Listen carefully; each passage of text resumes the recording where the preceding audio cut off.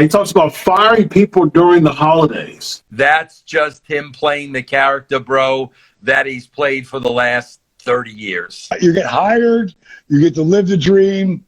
At some point, we all get fired or let go or quit. We saw a segment on Raw when Vince McMahon was talking to Austin Theory. He said a really dicey comment. He said, matter of fact, quotes, he said, he talks about firing people during the holidays. And he said in this mumble way, it gives me a warm feeling. My stomach, like, it really didn't feel. So, and he starts rubbing his stomach in a mumble way, and, and he was talking to Austin Theory, and people got legit upset about that. Frankie Monet, who was in NXT, the wife of John Morrison, she's better known as Taya Valkyrie. She actually tweeted about it, and it showed her disdain about making a comment like that. She did say that him firing does light people up, but you can tell that she was affected by that. We'll start with Vince. Do you think that comment was appropriate, seeing how they fired over 80 people this year? Bro, that's just Mr. McMahon being his heel character. I mean, that's 100% what that is. And I mean, again, bro, we don't want to see anybody get fired. I mean, that's not a good thing. But I would not take that comment personally like that. That's just him playing the character, bro, that he's played for the last 30 years, Yeah. Paige, do you think the uproar was appropriate, or do you think it was just a character? I don't know if that's real or shoot, in our world, period. But Dusty and I, we always used to talk about who's the greatest heel ever in professional wrestling.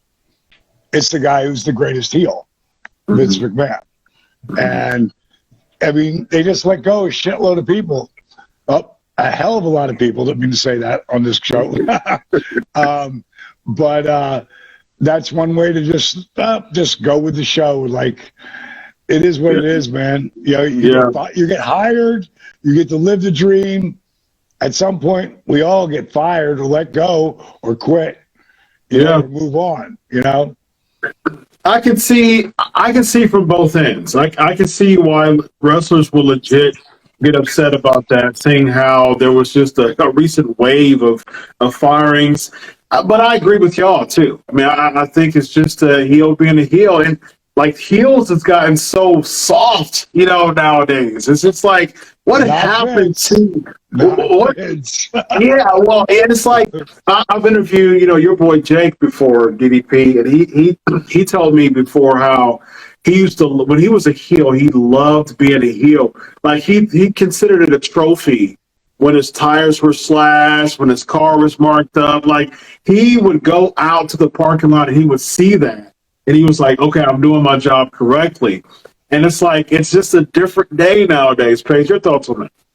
Well, it's everybody knows it's work, but can you control those emotions to blur the lines?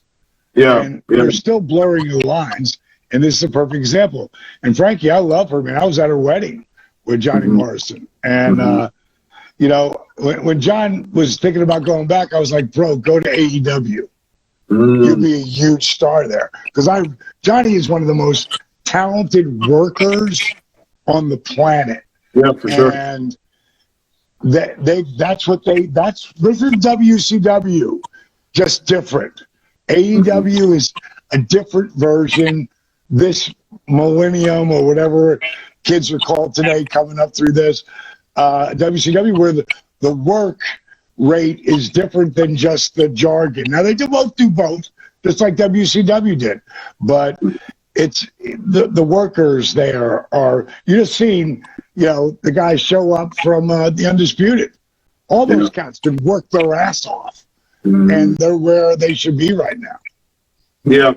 Yeah, it's interesting that you said that, because I think that John Morrison should have went to AEW too.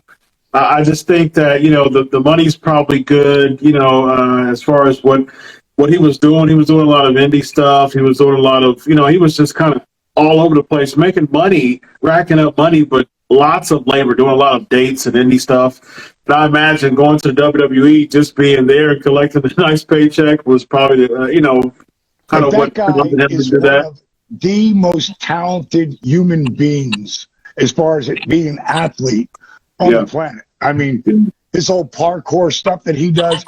We have a show coming out in the second quarter of this 2022 on Netflix, and it's called Guardians of Justice. And he's one of the Guardians with me. And he's going to do some stuff there. It's going to be pot people, like really pot, because he's a real life superhero. Not many guys are real life superheroes. Yeah. Johnny Morrison, Johnny Nitro, Johnny Hennigan, whatever you want to call him, he's a real life superhero.